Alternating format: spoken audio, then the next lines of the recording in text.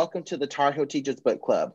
I'm Marlo Artist. The Tar Heel Teachers Book Club is our monthly opportunity to discuss great books. Each month, we are joined by a wonderful panel of North Carolina educators who love dissecting great texts. We'll start our introductions with our friend from Dare County.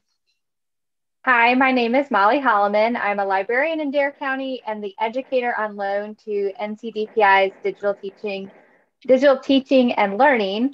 And I tweet a lot about books, actually, at Molly Brandon on Twitter. Awesome. Hello, I'm Kelly Poquette. I'm a music educator in Elements Burlington School System and the 2021 Burroughs Welcome Fund Piedmont Triad Region Teacher of the Year. And I would love to connect with you on Twitter at KA Poquette. I'm Pamela Sands. I'm a current media coordinator and soon to be digital learning facilitator in Cumberland County Schools. And I am the 2021 North Carolina School Library Media Association Media Coordinator of the Year. And you can find me on Twitter at LivingPamtastic. Awesome. Congratulations on your new role. Thank you. Good evening, everyone. My name is Arisha Smalls, and I'm the Elementary AIG Program Specialist for Cumberland County Schools. And you can follow me on Twitter at Smalls Arisha. Great. Our July 2021 Tar Heel Teachers Book Club selection is Stand Up Yumi Chung. Let me get my copy here. Stand Up Yumi Chung by Jessica Kim. Be sure to share your thoughts on Twitter by using our hashtag THC Book Club. Stand Up Yumi Chung tells the story of an aspiring 11-year-old stand-up comedian who gets caught up in a lie, and before she knows it, she's living a full-blown double life. What do you all think about this really awesome, funny, interesting, unique book? I have so many thoughts about it. I gave it 4 stars. I really enjoyed it. I laughed through it. I got sad a little bit through it.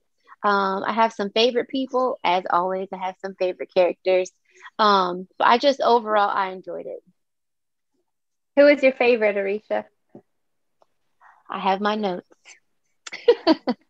My favorite people in this order, my top 3 are Manuel. How do you guys say it? Were you saying Manuel? Manuel. Yeah. Felipe, and Jenny. Interesting. Yeah. Those are my 3 in order. Okay. Who's next? I'm glad I asked. Who were yours? My favorite was her sister, Yuri.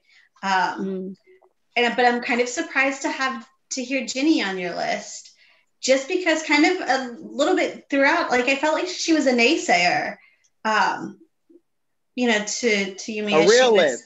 She was a realist. She is a realist, but sometimes I felt like you could encourage your friend a little bit, like try to be supportive even while you're being real. So I'm kind of surprised that Ginny was on your list.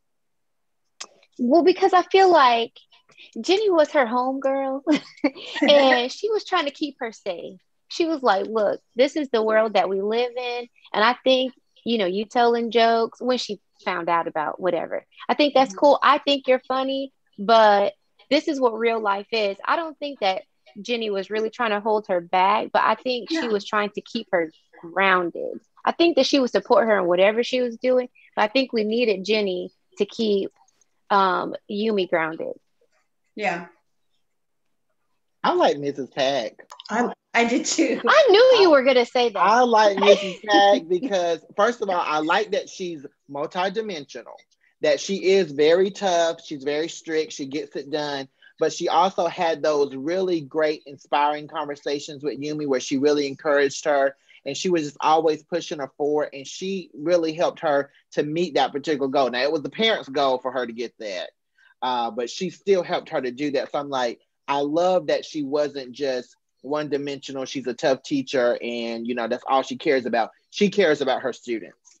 Mm-hmm. And she loves the data. I got sick of those charts. I love the charts. They're beautiful.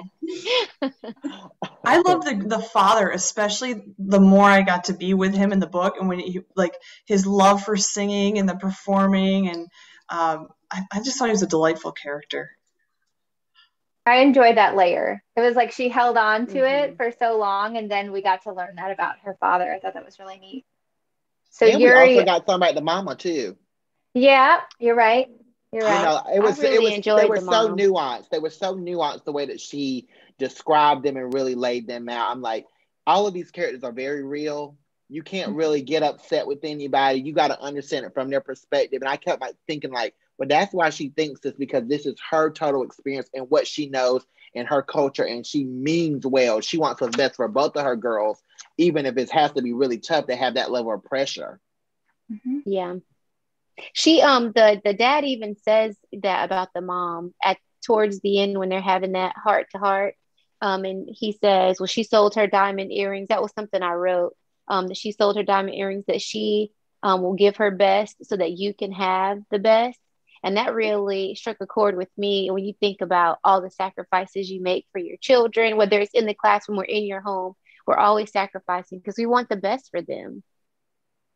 Well, I feel like that had to be especially hard because it wasn't something that Yumi necessarily wanted. Like, you were sacrificing what you had for something you know that she needs or that would help her, even though she didn't want it. And so that had to kind of like be a little bit of a slap in the face. Like, she's so ungrateful, like, you know, and granted, she didn't know what her mom sacrificed, but to have given it up anyway, because it's so easy when our kids just like, okay, well, if you don't want to, then I'm not going to sacrifice, whether it's our time, our money, or, you know, any of those things. But her mom made that sacrifice anyway. Yeah, that was deep, Sam. And I think too, the part where she I don't remember the exact phrase, but she had been watching Yumi do the stand up in her room with her hairbrush and everything, and she used, remember whatever that phrase was, she's like, well, I've been watching you, and like Yumi had no idea her mom even paid attention to what she was doing. The moms are watching. What were you? Did you guys have any like most surprising? You are not a moments? plant. You are not a plant. That's what it was. Oh Where yeah, her mom that's what it told her was. to You were move not a plant. around So because you are not a plant. Thank you. yeah. Did you guys have surprising moments? When her sister said she was going to leave for the Peace Corps, like, you know, I got hints that she probably dropped out of medical school. Like, that's not what she wants to do. But like the Peace Corps thing kind of, I felt like came out of left field, or that was kind of a surprise to me, and that it was all happening so fast for her. And I'm sure she did that so that there was no turning back, or there was no being talked out of it. But that was very surprising for me. Yeah, she was trying to get out the way. I think Yuri is going to become a doctor. I think it's not necessarily that med school is not for her. I think she's just burned out right now. And I think if she kind of steps away and she goes to another country and she sees the need, I still think she's going to end up, because she doesn't have another passion. Like if we say Yumi knows she wants to do stand-up comedy. Like she already has that passion. Yuri is on that journey of just trying to find her way. And that's why a lot of these high-performing, really elite colleges really want the students before they enroll to complete a gap year so that they can learn about different things before they just enroll in their studies, because you can get burned out if you're just going from high school to college and you think you want that career, then you change your major. So I think Yuri's going to end up being a doctor anyways. My thoughts. And didn't she start college at... Say that again, Pam. Oh, I said she obviously loves to help people. Yeah. Being that, so. And she started at, was it 15 she graduated high school? So she's been going hard like her whole life. Yeah. My most surprising moment was Kay Nakamura rolling up in the wheelchair with the broken leg. I wasn't ready. Like I knew like we were in that place in the story where something's got to give. Like I knew the weight of it was going to come crashing down. I was expecting it, but I wasn't expecting for Kay to roll in and be like, hey y'all, I'm here, while Yumi was on stage. Were y'all ready for that? No. It was kind of like the end of the camp too. It wasn't like I was waiting all along. Day 2, you couldn't wait one more day. Show up. Day 3, she's going to show up today. You know, get all the way to the end of camp, and then she's suddenly like, oh, hey, I'm here. And I want to know who dropped the ball, though, because as somebody who has run a lot of summer camps, you know if somebody don't show up and you know where they are. It's not a matter of somebody go be able to come and impersonate this shot at the camp. That ain't going to happen. I'm like, now, who in the world wasn't checking the records? Who didn't get the message from the mama? Who didn't convey that to Jasmine? I mean, a lot of people need to be fired for this now. I agree. A little bit of me early on when she first shows up at the camp, because of the way she shows up at the camp, a little bit of me thought that Jasmine, is that her name? Mm-hmm. Jasmine. Jasmine made up the name. Y'all just go with me for a second. Part of me felt like Jasmine made up the name to cover up for Yumi feeling out of place, like on the spot. So I thought it was almost like a pass, like, oh, this is Kay Nakamura. We've been waiting for her, like, to kind of get her out of a nervous situation. And I thought this whole time that maybe Jasmine knew that Yuri wasn't who she said she was, but that wasn't how it turned out. That would have been interesting.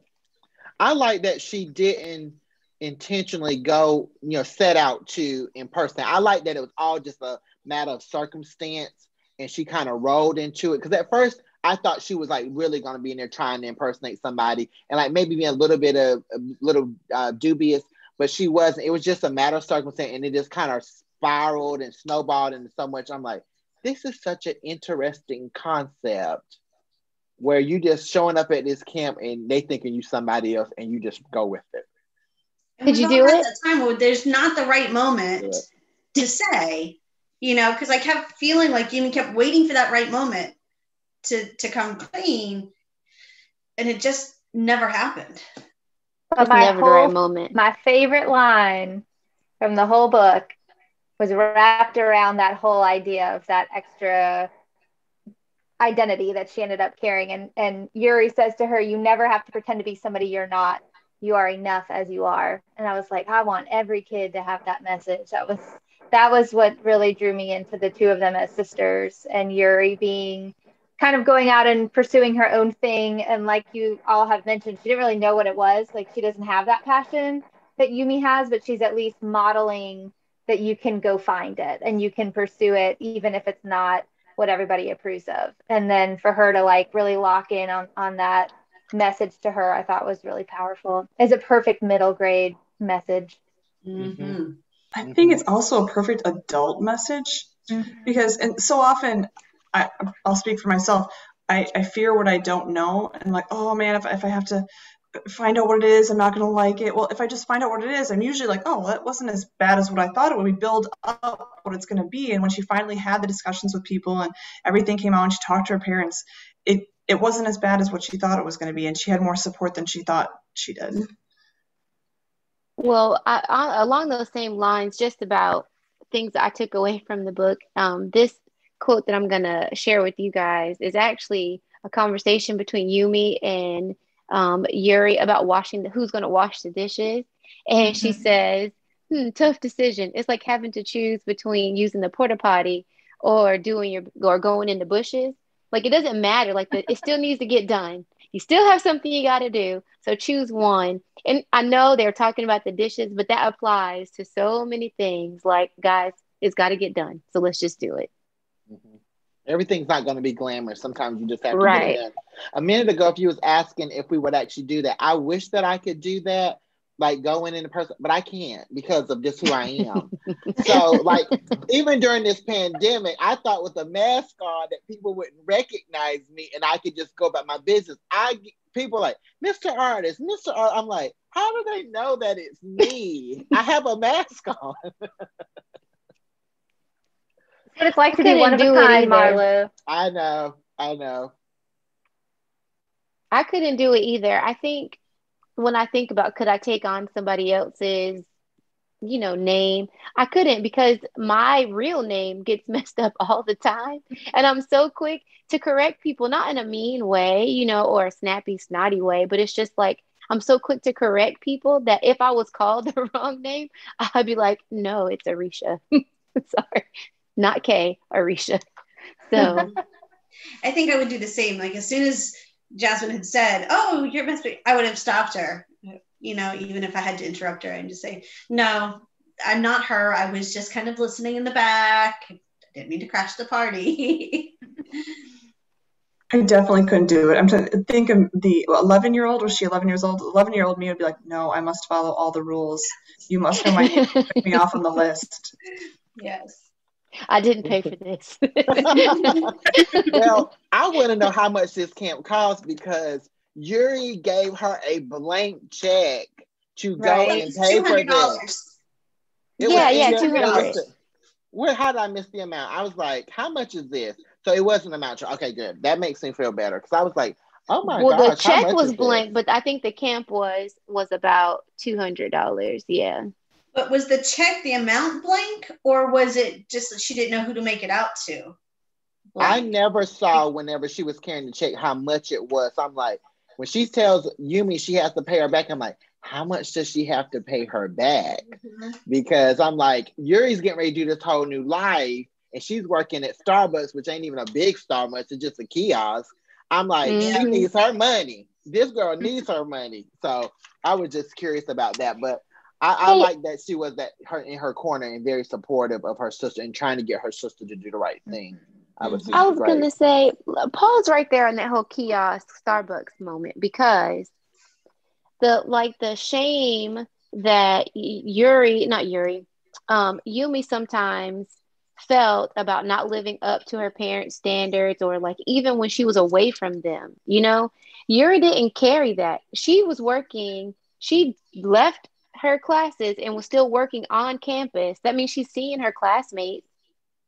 She's not going to class and she didn't carry any of that. Like she was really, I guess, We don't standing know up she for her. carried it. We don't know she carried it because it wasn't written from her perspective. So we don't know what she carried exactly.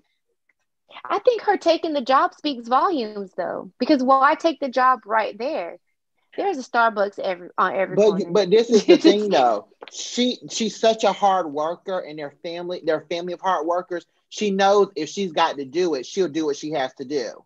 And she's also very logical. So she's thinking, I need something that's close by so that I can make as much money as possible to get myself to Nepal. So I think the girl always had a plan for everything. I mean, she's a super genius, She IQ did have way a up there, plan. immense and all that kind of stuff. Yuri had it going on. So is she your favorite? She was up there. I mean, I like really smart people. And I'm like, and she was kind as well. So I'm like, Yuri was really a great character. And I like the age difference because that happens a lot with people and you get different perspectives. I mean, I just think the book's so delightful. I didn't have any character where I was like, why are you here? What do you bring to the table? I don't like you. There was nobody that I just disliked. Everybody was like really well-rounded where they did some things I might didn't like, but then I had other things where they were so redeeming. It was just really good. One thing I really love. Sorry, go ahead, Kelly. Go ahead, Molly.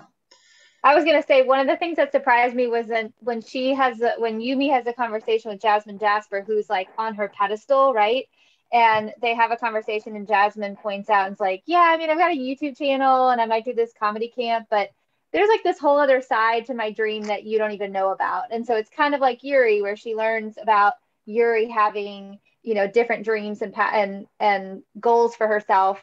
And she learned that about Jasmine wanting to be a children's TV writer. I thought that was a really cool reveal that I just didn't see that coming. I know we had that conversation earlier, but that's why Jasmine stuck out to me. Like I got that she was this figure for Yumi, but then that really did reveal a really personal side to her and an opportunity for Yumi to learn a little bit about, what's beyond the surface, what's beyond what I put in what do I project on somebody. That I think they have it going on, but there's more going on there than you realize. I just thought that was a really cool reveal. And that's a good lesson for kids too, because they think if you get a YouTube channel, you made it, your influence and that kind of stuff, but she still had other goals and she's like, we're still all hustling, trying to get it done. So I really like, especially female characters who are ambitious and have ideas and things that they want to do. It's such a great role model and example for girls and boys alike. I agree with you, Molly, and I think it kind of took like the social media shininess a little bit off of Jasmine and made her much more real and approachable, and it kind of made Yumi go, oh, like she's not just this person I see on a screen. Yes, definitely give her more depth.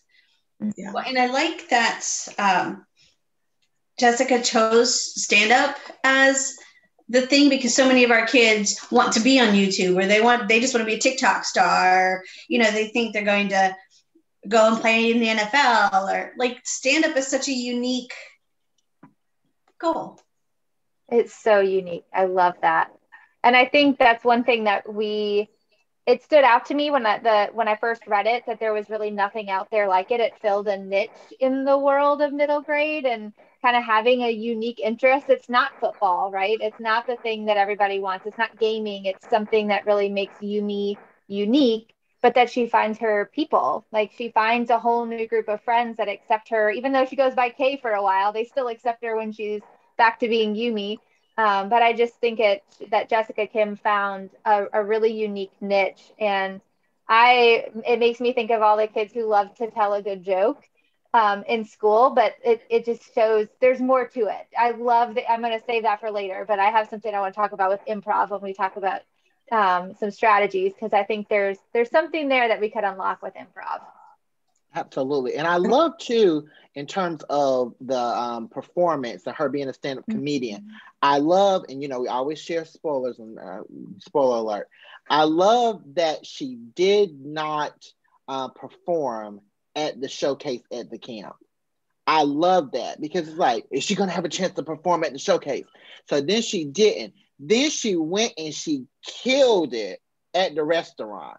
And it was so good. I'm like, this is how you really keep your story going, and you don't make it predictable and let it fit. Now, I knew with that stage being built, I knew something was going to happen at that restaurant, but I was glad that she didn't have a chance to do the showcase audition. She didn't do the showcase performance, or the school audition. It was like a lot of stuff that she had to miss, and then the other stuff that she was able to get. It's real life. You're not going to get everything that you want in life. I was thinking the same thing as you were talking, and disappointment is real. It's real for adults, and there are so many adults who don't have skills to deal with it. So to come face to face with it in a middle grade novel, I think is great, because there's so many opportunities to help them develop some of those coping skills, because disappointment is tough, y'all. You think about the last time as adults you were disappointed about something, but kids are dealing with that too. And something else that I picked up on the book, and I'm upset with myself because I keep looking at my notes and I don't remember who said it, but they said, what would life look like if I stopped worrying about what other people thought? And as adults, that's something that we deal with. Kids are dealing with it too. Agreed. And also, when Jasmine and Yumi were having the conversation, Jasmine said to her, failure is your friend. And I thought, just to have that in writing, it's like, yes, love that. So many of our kids need to hear both of those messages, though. It's not about what other people think, and it's okay to fail. And when you do, go back and fix it, because Yumi's comedy notebook, she was always scribbling things that came to her, and she was always fixing it. She would try, and it wouldn't go over well, and then she would fix it. She never thought that it was finished. Even when she had thrown it in the closet and had left it for a few days, when she picked it up, she was like, oh, I could make this better.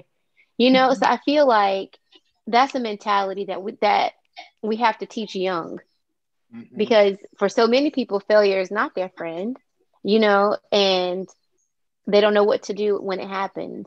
Yeah. Go from there. I want to see pages from her notebook. I would have loved to have seen some of her sketched out jokes that in her hand, kind of. You want to hear one of my jokes? I do. Get to the right page. Why can't the bicycle stand up by itself? Why not? It's too tired. It's like a cheesy dad joke. Did you make that up? Did you really come up with that? No, you guys know I go down the Google rabbit hole when I'm reading books. I can't help it. I researched so many of the words, the vocabulary that was used, foreign to me. I had to look up what banana milk was, because in my mind I'm thinking, is it banana flavored milk, or is it something else I don't know about? And so then I was like, jokes. Because my daughter, and she loves to tell jokes. my son tries.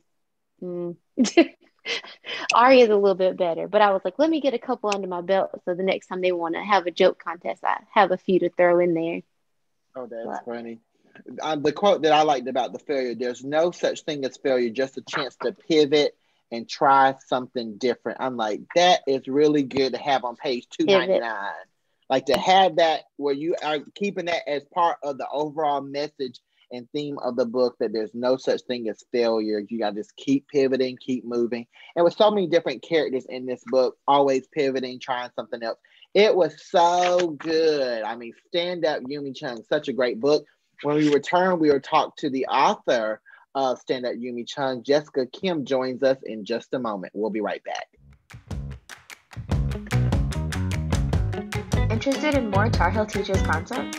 Be sure to check out Tar Heel Teachers Daily, delivering daily NC education news in a bite-sized format. You can check out both new and old episodes on our YouTube channel.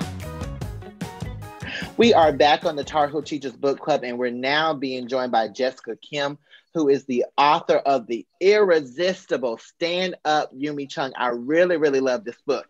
Jessica, thank you so much for joining us. You're very welcome. Thank you for having me. I'm so excited to talk about my book with you today. Oh my gosh, so excited. Love reading this book. So my first question is, what was your inspiration for Stand Up Yumi Chung? Because it's such a unique concept, and it is okay for you to share spoilers. We always share spoilers on the book club. But what was your reason for coming up with this book? Because I love the concept. Oh, well, I really wanted to talk a lot about what it means to be a Korean American, what it means to kind of have one foot in one world and another foot in another, and kind of grow up with immigrant parents who may or may not have the same values as people you see on TV or the other kids in the class.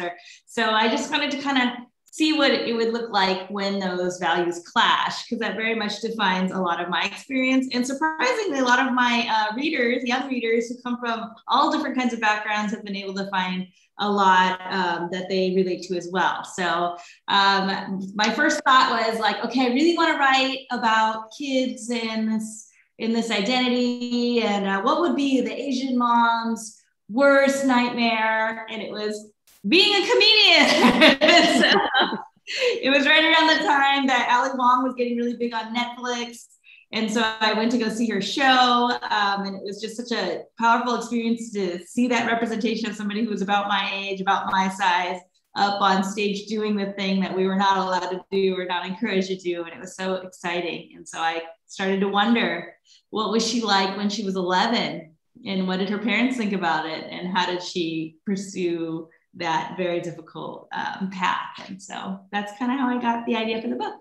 Oh my gosh, I just loved it. I mean, the way that you put the comedy together and having an 11-year-old who's a comedian, and she's so funny. And so my last question before I turn over to the co-host, how did you actually get the nuances of the comedy? Because it was so spot on. I'm like, does this lady have a stand-up comedy background? The way she was able to get the beats, it was so good, Jessica. Oh, thank you. That's so funny. No, I'm not a comedian. I have no comedy background. It was just like I have a whole notebook behind me even of jokes that didn't make it in the book that weren't funny enough. So we just kind of had to try a bunch of stuff and, see what resonated with readers. And so those are the ones that made it. Oh my gosh, it really resonated with me. Go ahead, Pam. I have a question about that. You said you have a notebook of jokes that weren't funny enough. Like, who did you use to run those by to determine which ones were funny enough to make it in the book and which ones weren't? Well, I have two daughters who are 8 and 11, and that, is pretty harsh truth bombs, whether you like them or not, in the house all the time. And so that's my sample size that I go to first. And then, of course, they went to editorial, and then a bunch of people read in-house. So, yeah. I know that we're here tonight to talk about Stand Up Yumi Chung, but on your website, I read a little bit of your bio, and that you actually wrote a book before this one that you sent out that didn't make it. What was that story about? So actually, I wrote a young adult before I wrote this book. And so I thought I really wanted to talk about that coming of age experience of kind of feeling different, but wanting to fit in and all those things. And in my mind, my first go, it was a 16-year-old girl named Minji who really wanted to go to culinary school instead of college, and thus the clash. And she had this whole double life that her parents didn't know about. she was working in the restaurant and making up all these lies about where she was. And so I kind of had like that story in my mind already. But when I queried it to literary agents, no one really wanted to represent that book, that story. And so it was really devastating. And I actually quit writing because I couldn't handle any more of the rejection. But that's when I got a response from a literary agent who encouraged me to write for a younger audience. And at the time, I just thought he was crazy because obviously I'm a young adult writer and how dare he tell me who to write for. But when the sting of the rejection went away, it kind of made a lot of sense. I literally have a 9-year-old and 11-year-old daughters, and I taught middle school, and like I really love middle grade books. And so I don't know why, but I wrote like picture books, then young adult, and then finally I landed in middle grade, which is probably where I belonged all along. But isn't life always that way though? You sometimes just have to take the scenic route to get where you need to go. And that's my story. That's how I got the idea. I call Minji, which is the character from my first book, like the mother dough. When you make sourdough, you take some of the mother dough and you use it to make the new dough. It kind of breathed new life. Obviously, I couldn't write it about an 11-year-old going to culinary school because that just wouldn't work. But that combined with the comedy worked really well. Yeah. I was going to say, and I don't know if you are thinking about another book after this one, but it sounds a lot like Yuri, and that Yuri could possibly be the one that goes to culinary school. Oh, that's funny. Yeah, I've actually had someone suggest that in the past, and that definitely is like put a pin in that idea. I don't know that I'm brave enough to, write for a whole nother audience just yet as I'm getting comfortable here in middle grade. But yeah, maybe one day though, that's a great idea. Jessica, I was wondering, was there a reason that you had it be Yumi and Yuri, like two sisters, as opposed to like a sister and a brother? Why you went for that dynamic of siblings? So if you look in the story, what I really wanted to do as an own voices writer was I really wanted to validate both parts of my identity. So a lot of stories that are done often are edited in such a way where it's kind of like disowning that foreign part of you and embracing this like individual, very American, storyline. But I didn't want to do that in my book. I wanted her to kind of come to grips with the both parts of who she is and be okay in that space. So if you look at my book, there's really two sets of everything. So she has her parents who are Korean immigrants, and then she has a parental figure, which is her older sister, who represents the American side of her. She has Jasmine Jasper, who is her American mentor, but she also has her Hagwon teacher, Mrs. Pak, who is giving her Korean advice as well. She has Ginny, who's her Korean friend, and then she has Felipe and Sienna, who are also her American friends. So it's kind of like, this is the world that I exist in. I do have both people, both sets of communities, and they're both part of who I am, and one is not greater than the other. And so I really thought that for Yuri, she could represent that understanding side of somebody who's older than her and gets that she has something that she's passionate about and encourages her to pursue it. But I also wanted her parents to instill that wisdom and to give her that caution and to give her, something to fall back on if this doesn't work out. Like, those are wise and amazing and precious things to be told and be nurtured in that way as well. So I wanted to kind of give her those both sides of herself. I love the sisterhood, actually. So Kelly, that was a really good question. I was thinking along the same terms.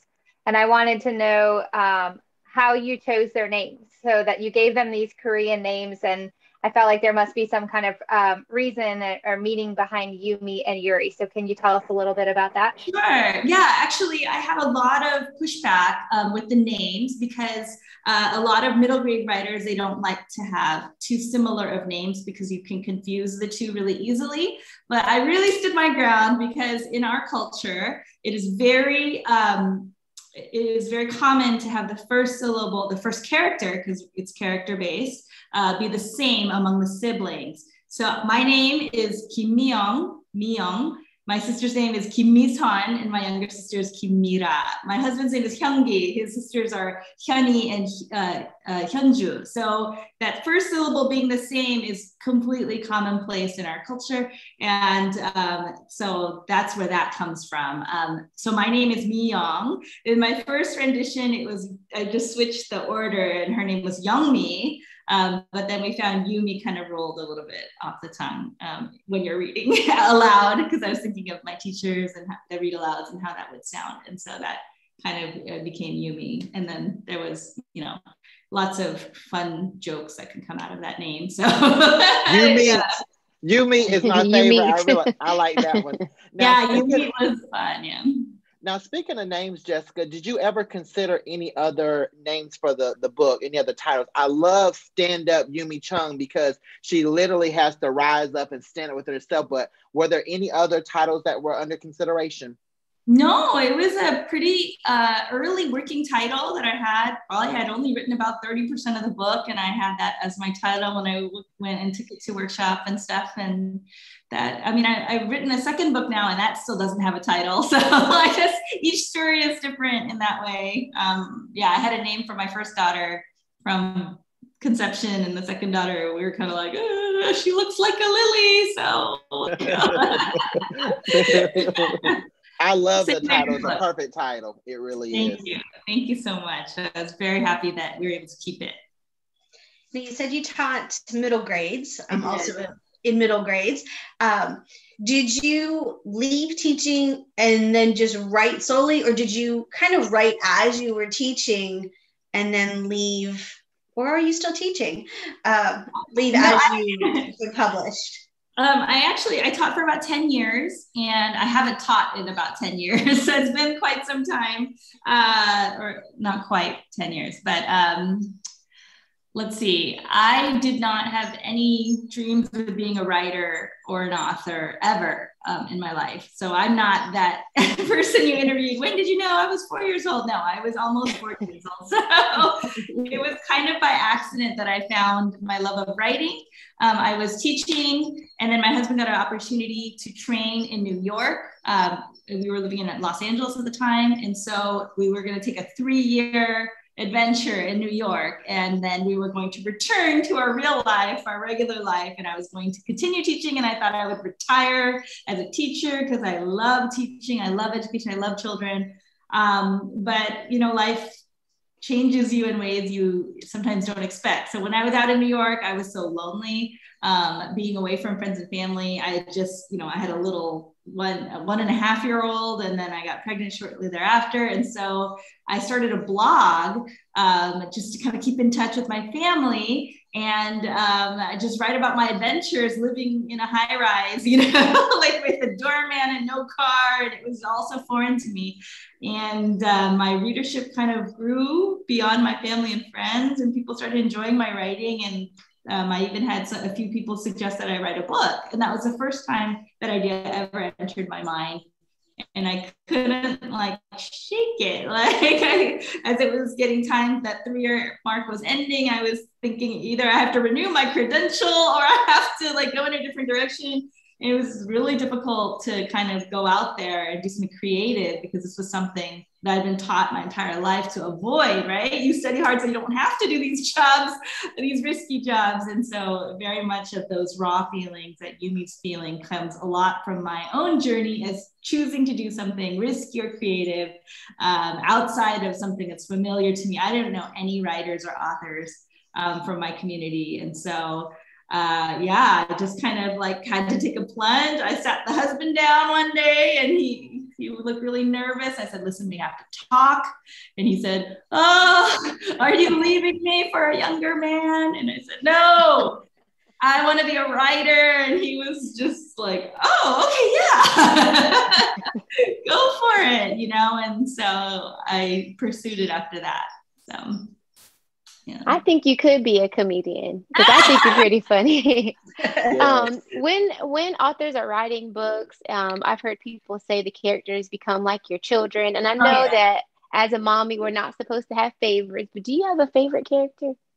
Oh, well, they're all pieces of me. So I don't have a favorite character, because they all represent like different parts, but like Yumi's best friend is Felipe. My husband's name is Phil, and it's very much based on him because we had just an instant connection, someone who just gets you, you know, this, sometimes young people are finding their place and they haven't found their people yet. And sometimes when you go to middle school and it's just a big, scary world, it takes a minute sometimes. But when you find your people and someone who gets your jokes and someone who you just have this like connection with, it changes everything and it makes you feel like you can do anything. And so I really wanted to give her that person. I could think of no one better than like someone like my husband who's so easygoing and loves Marvel and has a sideburns, a little chubby, you know, it's like all those things, and they just had that perfect chemistry from that first meeting. And so I love him. But kids ask me like, are you Yumi? Is she more like your personality? But you know, I was a little more shy as a child, but I was actually more of a Ginny, who is always giving little opinions and telling it like it is, even if you don't want to hear it, like just very passionate about what you're passionate about. Like, so Ginny is a little bit more my energy, my actual energy. And then of course the mom, you know, I'm a mom. This is like a love song to my kids, you know, about eat all your food and study hard. And these are all things that I, you know, still say to my kids. So many characters I love. I'll tell you, the dog didn't exist until I like 3/4 of the way through my writing of it. And when she just, and she got in trouble and she was upstairs and she was crying, I just felt so bad for her. This child needs like some love. She needs a friend. So I wrote in the dog. And then I retroactively added the dog like he always existed. So things like that. It's just each character is such a special part of my journey. Well, I don't mean to hog you, but I have to say, since you brought the dog up, that you paid so much attention to detail, because I have to admit that when she did get in trouble and she was walking the dog and the dog pooped, I was waiting for you to forget to scoop the poop. And I was like, are they going to remember to write that the poop gets picked up? But you did write that the poop got picked up. Nobody else was even paying attention to that. But I was like, oh my gosh, are they going to remember to pick up the poop before she leaves? And you did. So good job. That is so funny. You're the first person who's ever brought up that scene. You were paying attention. Oh my gosh. I mean, the book is so good. I want to ask you about the ending, Jessica. Were you tempted to give it a fairy tale ending by having Yumi to go to the performing arts school? Were you tempted that? Because I love the way that you actually did that and how her response about going to Winston. So tell us about that. Actually, yeah, the way I sold it, she got her fairy tale Pixar ending. Like, she got to go to the school she wanted, and everyone was so sorry that they ever, you know, doubted her. And it was like this whole like wish fulfillment. And honestly, I think I needed to write that too for myself. Like, I think for Jessica Kim, I wanted to have that full, complete ending. And as we were going through revision, my editor pushed back on it a little bit and was like, well, think about your reader. You know, if your reader's going through something similar and their parents don't come around the same way, is that still a win? You know, and what is the win? And so it's kind of funny how, as you're writing the story, you realize the ending isn't about what she wants, it's about what she needs. And so what she wanted was to escape this awful school, but what she needed was really to be herself.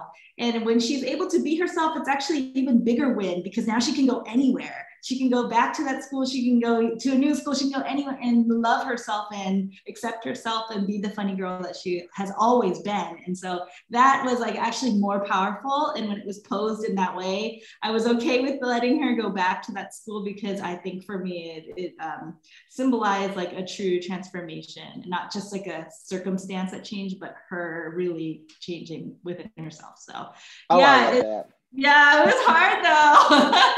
That was so good.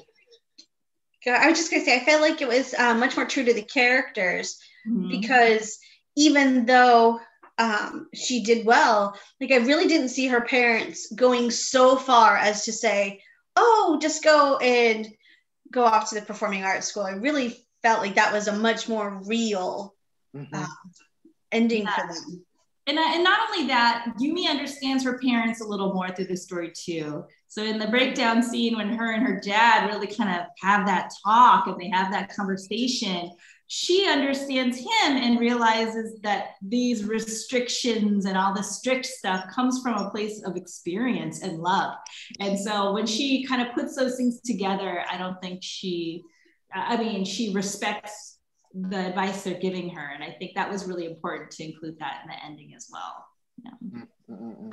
So good, Jessica. We could just really keep you here the whole time. You did such a great job. Thank you so much for joining us for this conversation. We really appreciate it.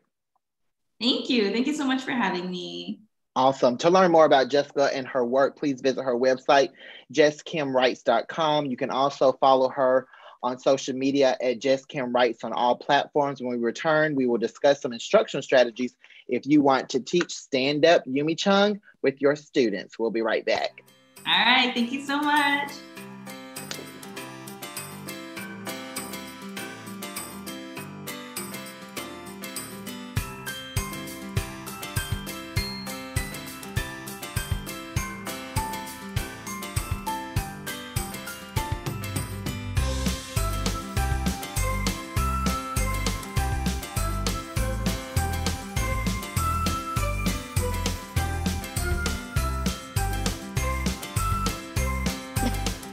We are back on the Tar Heel Teachers Book Club, and now we're going to share some instructional strategies if you want to read Stand Up Yumi Chung with your students. I love that title. I love saying it. So what ideas do we have? Because there's so much you can do if you were going to teach this middle grades book.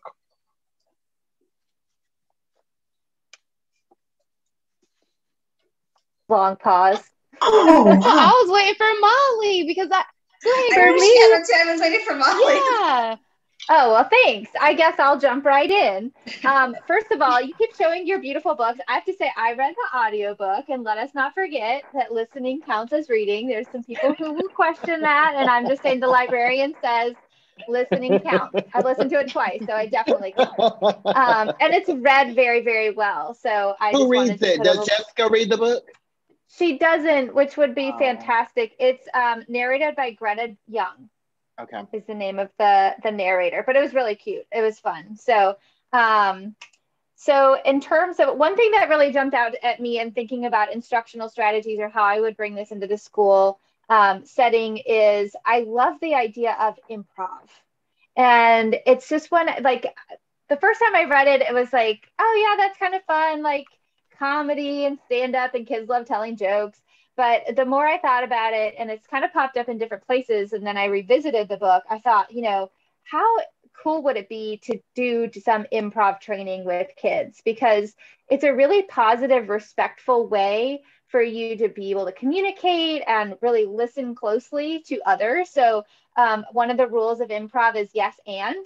So you're not shutting out what other people are offering, right? Like you are validating their contribution and then adding to it, which I think is just a really interesting speaking and listening skill that our kids could have. So even if they're not interested in being comedians, that's just a really great way to work on dialogue or work on any kind of performing arts, really. So I thought that would be interesting, and it keeps you on your toes.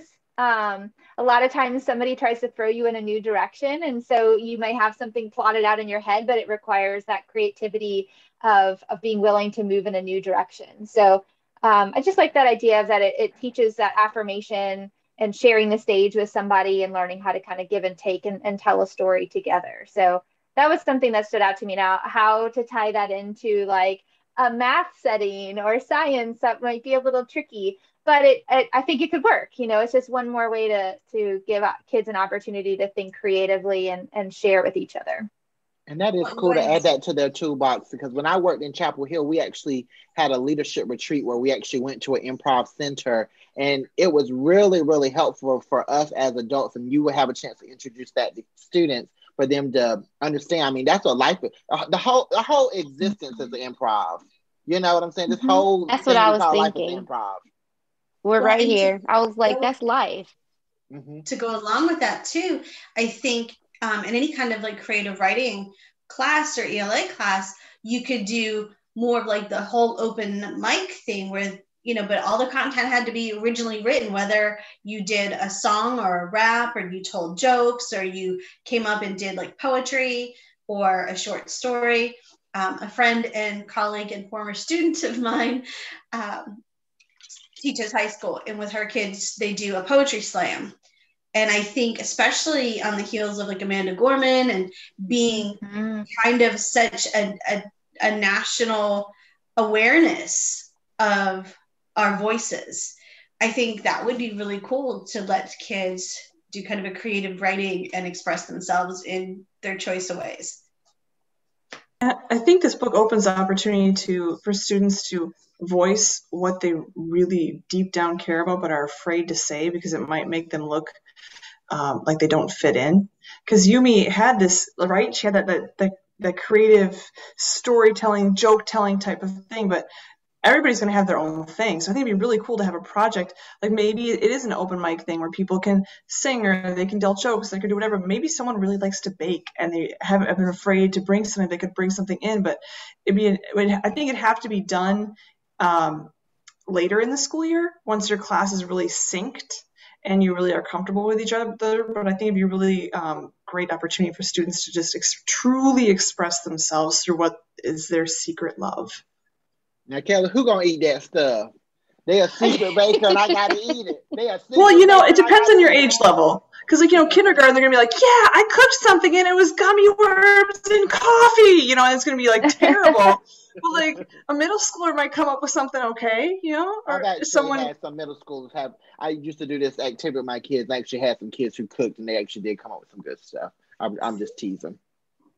I really felt like there was a field trip in this book. There was so much food. Like, I laughed the whole time through this book, but I also was hungry. Like, I was snacking through it because but it was mentioning all these foods that maybe I've heard of but never have had before, or some that I've never had before and never heard of. And I won't say my age, but I'm old enough where I should have had some experiences. So I know that these kids might not have had this experience. I think it would be awesome to go to a restaurant and have authentic Korean food, or to go to I'm going to mess it up, El Salvadorian. Did I do it right? Yeah. Restaurant and have some of Manuel's food from Manuel's culture. That's a whole lesson in itself. And speaking of restaurants, I think it also would be great to have some restaurant owners to actually come and talk about running their restaurant, because we got a crash course in running a restaurant and all the stuff that goes on. And Yumi is 11 years old and she's learning all this different stuff. So I think that would be really, really great, and have the kids to really investigate what it is to run a restaurant and all the costs. And, it's a lot of work to run a restaurant. It's not just, showing up and serving some food. I mean, it's a lot of behind the scenes stuff. And I think that would be really interesting. That could be a career that some people might want to pursue if they actually get some insight. And Marlo, on top of that too, I think there's, obviously the budgeting thing that goes with all of that. And then how do you choose, and then there's the farm to table, so you can bring in the farmers. And also I think interior design, because they completely renovated their restaurant. So it'd be an interesting project, like to take something and be like, okay, if it was yours, how would you change it? And why would you do that? Like a before and after kind of. And that's good, but also I was thinking marketing. That's what I was going to say. Marketing too. Because you think about the coupons that the dad handed out that ended up hurting them a little bit. Marlon, stop making that face. Now, this is the thing. When he did that, I was so happy because I'm like, oh my gosh, all these people coming. And then it was only 50% off. I'm like, did he not watch that episode of Martin? Did y'all see when Martin opened a restaurant and the same exact thing happened to them at Marty Mars Chicken and Waffles? They had all those coupons and people were paying with coupons. They were like 4 for 1. They didn't make no money. They didn't make any money. But just creating flyers, and then how would you distribute? How would you get the word out? And then how would you track how people heard? Because you think about now when you make an online purchase, or even if you buy in store now, as soon as you leave and check your email, you have a survey about how did you hear about them, or their service. So I thought that would be interesting. And I think to hear what kids would come up with for fundraising ideas when they needed to do something. But I was really frustrated with the dad for shooting down the social media. And I was really surprised that neither Yumi nor Yuri went ahead and posted it anyway. Until the end. Why did you not put Until it the in? end, yeah. Because he wouldn't have known. He wouldn't have known that they did it. Yeah.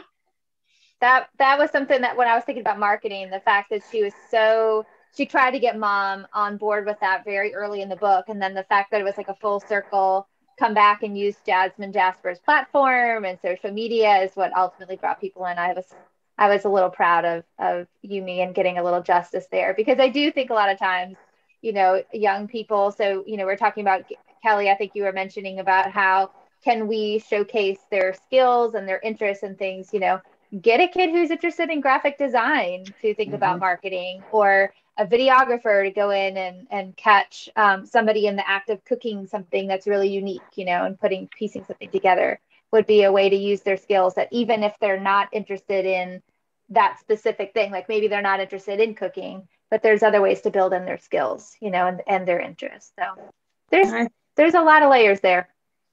And the math aspect too. I must say, on page 283, it said even Facebook for the old people. That made me laugh. I was like, oh, thanks.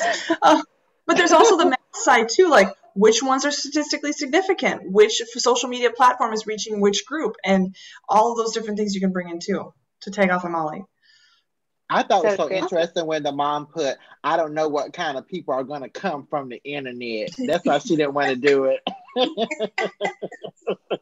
I was thinking about this whole English name concept, because for a lot of our kids, they probably have no idea what that even means when she refers to K as being her English name. And when we spoke to the author, she shared with us her Korean name. I think that'd be really interesting to have kids research their name meanings. They could do that online, but also going back to their families, if that's possible. If there's somebody in their home that helped to name them, why were they named that? And just, finding out more about themselves, since the book is Stand Up Yumi Chung, like trying to figure out who she is so that she can stand up for herself. That's important for all our kids, because how could you stand up for yourself if your identity is still unknown to you, Well, and then there was the confusion with her name too, because she took Kei Nakamura, and her friend thought she was Japanese, right? Because she had taken on this other person's identity. I'm all over the place. I was like, squirrel, squirrel, squirrel. But speaking of identities, doing comic strips where they reinvent themselves as a comic book character based off that one scene where Felipe takes him to the comic book store. He's talking about Beetle Man, and go for it, Marlon. What? So, you know what? This is true. You know how like they had the comics that look like them? I'm going to put this and add this in here. Their Sharknado 4, there was somebody looked just like me in Sharknado 4. I actually posted on Facebook like 4 or 5 years ago, and I went back and found it. It's like, this looked just like me. I'm going to put it in the chat so y'all can actually see it now. First of all, there are like 9 Sharknadoes. It was Sharknado 4. Did you watch all of the Sharknadoes? No, I just happened to find it online. And I'm like, that actually looks like me. Here it is. I was gonna add to what we're talking about with the comic books, that and if any of my teachers are watching this, I'm kind of giving part of my PD away. But I watched a video not that long ago that Apple put out about how to create yourself as a Peanuts character. And it's about 10 minutes long, and it's a tutorial how to draw yourself as a cartoon. And it's very simple. And so I did it. So I thought that would be cool for kids to do too. Like when you get to that part where you want them to create their comic book, because so many times kids are like, I can't draw, but introducing them to a more simplified way to doing it so that they feel successful. And what a cool connection for your art teacher too, that you can work in with them. I really love that idea. So many different things. I mean, the book is just so delightful. I want to show y'all this so that y'all could actually know that this really happens to people, because it happened to me as well. I was literally a character. Okay, keep talking for just a second. Well, I wanted to mention her name. I hope I'm saying her last name right, but Sarah Park Dallin. She is doing research on diversity in youth literature and Asian American children's literature, and she helped to write the questions. I don't know if you guys saw that at the end of the book. And I just wanted to mention her name. She did an excellent job with those discussion questions, because as I was writing questions for tonight's show and I look back at hers, I'm like, man, I'm not as original as I thought. She's already been there, done that, and was more articulate. So I really commend the work that she's doing, and I thought she did an excellent job. She really She did. wrote questions that will really resonate with the audience for this book for middle grade students. Yeah, she did, and to introduce to them some concepts that we may not know how to get into. Like, one of her questions was about gentrification. Like, how do you start having that conversation with middle grade students who, for us, may not see that because we're not in such a urban area. Not saying it doesn't happen here, it does, but not on the level as it does like in a New York City or a Chicago area. Like, how do you start that conversation? I can't pull it up, but I'm going to show y'all that it looks like me. And I'm like, I had that same experience. I was able to relate to the characters because I'm like, the same thing happened to me. I looked up and saw a character that looked like me. That was like a comic book character. Oh my gosh. But I just love this book. It is so good. So if you have not picked up a copy of Stand Up Yumi Chung, please make sure that you do. It is so delightful. Make sure that you share your thoughts on Twitter using our hashtag THT Book Club. And we look forward to seeing you next month on the Tar Heel Teachers Book Club. Who knows what we'll be reading next?